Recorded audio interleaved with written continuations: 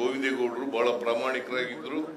1,00,000 ಉಪಾಧ್ಯಾಯರುಗಳನ್ನ ನೇಮಕ ಮಾಡಿದ್ರು. ಮತ್ತೆ ₹1 ಮಧ್ಯವರ್ತಿ ಈಗ ಸರ್ವೇರ್ಸ್ ವೇಕೆನ್ಸಿ ಇತ್ತು.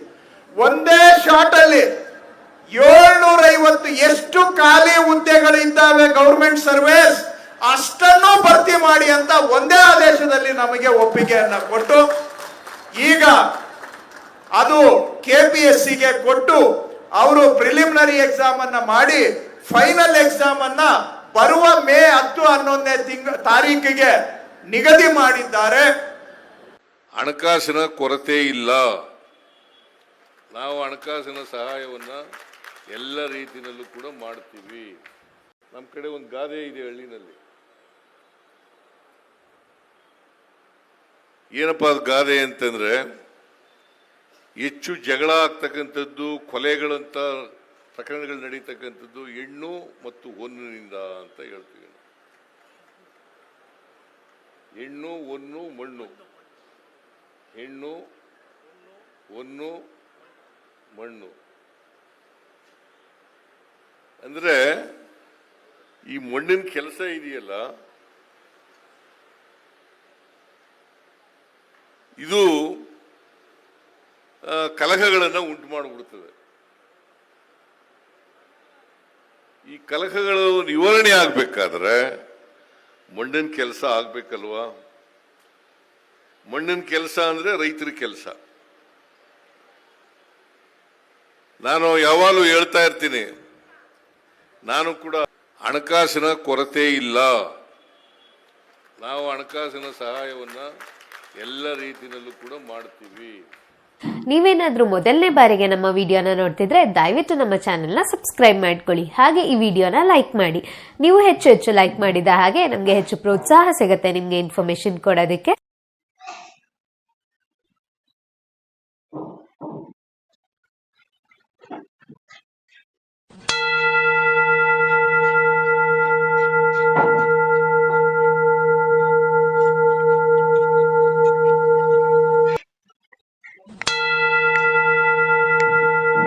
ಸರ್ವೇರ್ಸ್ ವೇಕೆನ್ಸಿ ಇತ್ತು.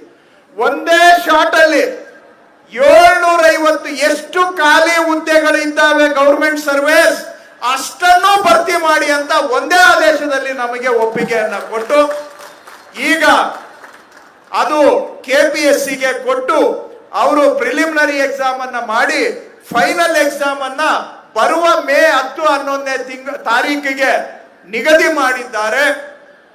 KPSCನವರು ಎಕ್ಸಾಮ್ ಅನ್ನ ಕಂಡಕ್ಟ್ ಮಾಡಿ ಮೆರಿಟ್ ಲಿಸ್ಟ್ ಕೊಟ್ಟ ದಿನ ಅದರಲ್ಲಿ ಯಾವುದು ಕೂಡ ಇಂಟರ್ವ್ಯೂ ಇರೋದಿಲ್ಲ. ಡೈರೆಕ್ಟ್ ಆಗಿ ಮೆರಿಟ್ ಆಧಾರದ ಮೇಲೆ, ರೋಸ್ಟರ್ ಆಧಾರದ ಮೇಲೆ 1 ಪೈಸಾ ಲಂಚಕ್ಕೆ ಅವಕಾಶ ಇಲ್ಲದ ಹಾಗೆ 750 ಜನ ಗವರ್ಮೆಂಟ್ ಸರ್ವೇಯರ್ಸ್ ಅನ್ನ ಇನ್ನ 3 ತಿಂಗಳ ಅವಧಿ ಒಳಗಡೆ ಅಪಾಯಿಂಟ್ಮೆಂಟ್ ಮಾಡ್ತೇವೆ. ಮೇ 10-11ಕ್ಕೆ ಎಕ್ಸಾಮ್ ನಿಗದಿ ಆಗಿದೆ. ಯಾರಿಗೂ ಸಲಾಂ ಹೊಡಿಬೇಕಾಗಿಲ್ಲ, ಯಾರ ಮನೆ ಬಾಗಿಲಿಗೆ ಹೋಗ್ಬೇಕಾಗಿಲ್ಲ, ಯಾರ ಮುಂದೆ ಕೈ ಚಾಚಬೇಕಾಗಿಲ್ಲ, ಯಾರ ಮುಲಾಜು ಇಲ್ಲದೆ 750 ಗವರ್ನರ್ಸ್ ಅನ್ನ ನಮ್ಮ ಸರ್ಕಾರ ಅಪಾಯಿಂಟ್ಮೆಂಟ್ ಮಾಡ್ತಾ ಇದೆ. ಪಾರದರ್ಶಕವಾಗಿ ನೇರವಾಗಿ ಎಕ್ಸಾಮ್ ಬೇಸಿಸ್ ಮೇಲೆ ಯಾರು ಮುಲಾಜು ಕೂಡ ಇಲ್ಲದೆ ಅಪಾಯಿಂಟ್ಮೆಂಟ್ ಕೆಲಸವನ್ನ ನಾವು ಸದ್ಯದಲ್ಲೇ ಮಾಡೋರಿದ್ದೇವೆ. ಅದರ ಜೊತೆಗೆ 36 ಜನ assistant director of land records ADLR ಪೋಸ್ಟ್ಗಳು ಆವತ್ತಿನ ದಿನ ಎಷ್ಟು ಖಾಲಿ ಇತ್ತು ಅದಕ್ಕೂ ಕೂಡ ಒಪ್ಪಿಗೆಯನ್ನ ಕೊಟ್ಟು ಅದು ಕೂಡ ಈಗ ಎಕ್ಸಾಮ್ ಆಗಿದೆ. ಇನ್ನ ಕೆಲವೇ ದಿನಗಳಲ್ಲಿ ಸೆಲೆಕ್ಷನ್ ಲಿಸ್ಟು ಕೂಡ ಹೊರಗೆ ಬರೋದಿದೆ. ಅವರಿಗೂ ಕೂಡ ಬರುವ 1-2 ತಿಂಗಳ ಅವಧಿಯ ಒಳಗಡೆ 36 ಜನ ADLR ಪೋಸ್ಟ್ಗಳದ್ದು ಕೂಡ ರಿಕ್ರೂಟ್ಮೆಂಟ್ ಮಾಡ್ತಾ ಇದ್ದೇವೆ. ಯಾಕೆ ಅಂತ ಹೇಳಿದ್ರೆ ಮಾನವ ಸಂಪನ್ಮೂಲ ಇಲ್ಲದೆ ಜನಪರ ಕೆಲಸವನ್ನ ನಾವು ಮಾಡ್ಲಿಕ್ಕೆ ಆಗೋದಿಲ್ಲ. ಆ ಕಾರಣದಿಂದ ಮಾನವ ಸಿಬ್ಬಂದಿಯನ್ನ ನೇಮಕ ಮಾಡಿಕೊಳ್ಳಲಿಕ್ಕೆ ನಮ್ಮ ಸರ್ಕಾರದಲ್ಲಿ ಮುಖ್ಯಮಂತ್ರಿಗಳು ನಮ್ಗೆ ಎಲ್ಲಾ ರೀತಿಯಲ್ಲೂ ಕೂಡ ಸಹಕಾರವನ್ನ ಕೊಟ್ಟಿದ್ದಾರೆ. ಕಂದಾಯ ಇಲಾಖೆ ಸರ್ಕಾರದ ವ್ಯವಸ್ಥೆಯಲ್ಲಿ ಬಹಳ ಪ್ರಮುಖವಾದಂತ ಒಂದು ಇಲಾಖೆ.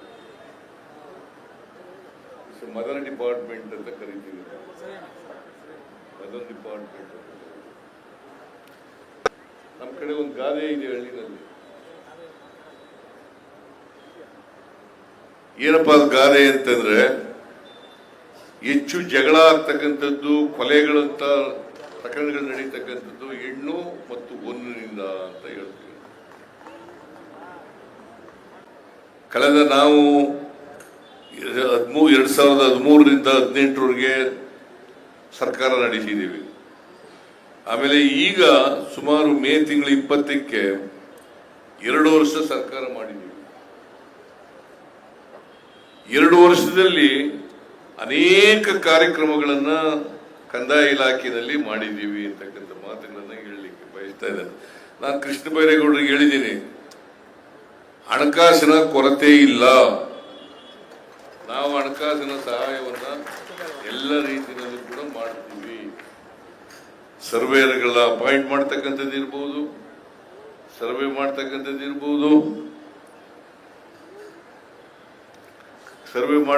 ಇರ್ಬೋದು, ಈಗ ನಾನು ಕೃಷ್ಣ ಬೈರೇಗೌಡರಿಗೆ ಕೇಳಿದೆ, ಎಷ್ಟು ಜನ ಸರ್ಕಾರಿ ಸರ್ವೇಯರ್ಸು ಖಾಲಿ ಇದ್ದಾವೆ ಅಂತ ಕೇಳಿದಾಗ ಆಗ 750 ಜನ ಖಾಲಿ ಇದ್ದಾವೆ ಅಂತ ಹೇಳಿದ್ರು.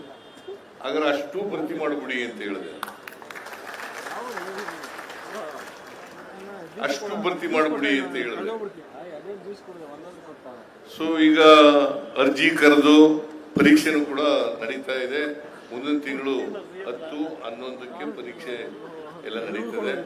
ಇನ್ನೊಂದು 2-3 ತಿಂಗಳಲ್ಲಿ ಅವರಿಗೆ ನೇಮಕಾತಿ ಪತ್ರನೂ ಕೂಡ ಕೊಟ್ಬಿಡ್ತೀವಿ. ಮತ್ತೆ ಇದು ಅತ್ಯಂತ ಪಾರದರ್ಶಕವಾಗಿ ನಡೆದಿರ್ತಕ್ಕಂಥದ್ದು. ನಾನು ಹಿಂದೆ 2013ರಿಂದ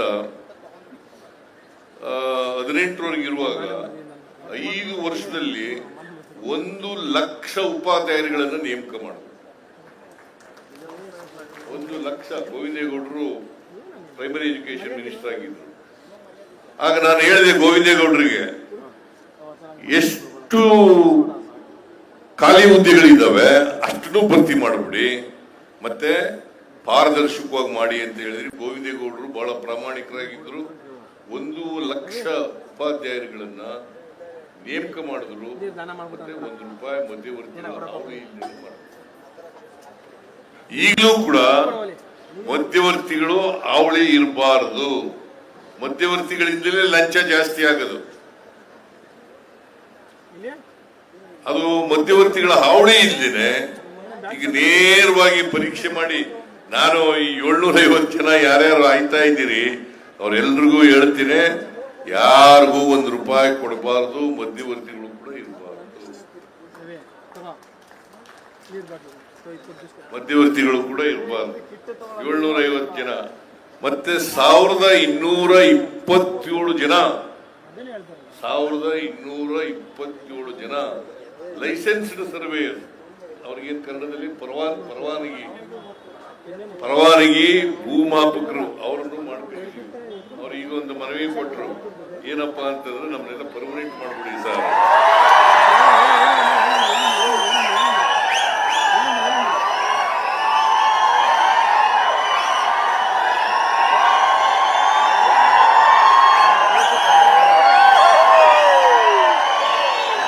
ಗೊತ್ತಾಯ್ತು.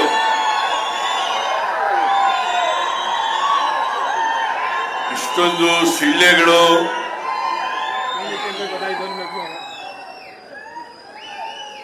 ನಿಮ್ಮ ಈ ಉದ್ಗಾರಗಳು ನೋಡಿದ್ರೆ ಪರ್ಮನೆಂಟ್ ಮಾಡಬೇಕು ಅಂತಕ್ಕಂಥ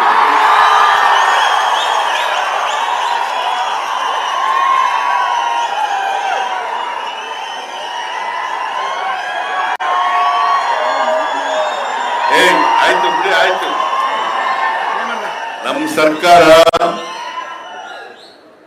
ಈ ಯಾರ್ಯಾರು ಲೈಸೆನ್ಸ್ಡ್ ಸರ್ವೇಯರ್ಸ್ಗಳಿದ್ದಾರೆ ಅವರನ್ನ ಪರ್ಮನೆಂಟ್ ಮಾಡಲಿಕ್ಕೆ ಏನಪ್ಪ ಷಡಕ್ಷರಿ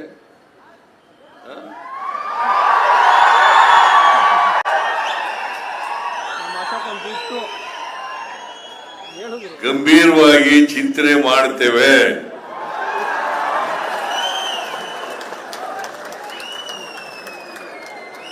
ಅದನ್ನು ಮಾಡೋಣ. ಆಮೇಲೆ ಸರ್ವೆ ಸೆಟಲ್ಮೆಂಟ್ ನವರು ಕೂಡ ಒಂದು ಮನವಿಯನ್ನು ಕೊಟ್ಟಿದ್ದಾರೆ. ಆ ಮನವಿನೂ ಕೂಡ ಪರಿಶೀಲನೆ ಮಾಡ್ತೇವೆ ಅಂತಕ್ಕಂಥ ಮಾತುಗಳನ್ನ ಹೇಳಲಿಕ್ಕೆ ಬಯಸ್ತಾ ಇದ್ದೇನೆ. ಆಮೇಲೆ 36 ಜನ ಅಸಿಸ್ಟೆಂಟ್ ಡೈರೆಕ್ಟರ್ ADLR ಅದು ಇಂಗ್ಲಿಷ್ ಪದ,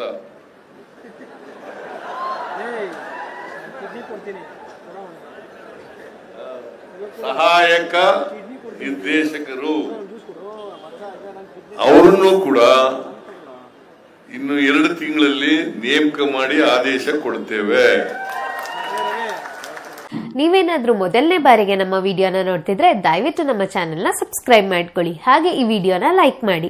ನೀವು ಹೆಚ್ಚು ಲೈಕ್ ಮಾಡಿದ ಹಾಗೆ ನಮಗೆ ಹೆಚ್ಚು ಪ್ರೋತ್ಸಾಹ ಸಿಗುತ್ತೆ ನಿಮ್ಗೆ ಇನ್ಫಾರ್ಮೇಶನ್ ಕೊಡೋದಕ್ಕೆ.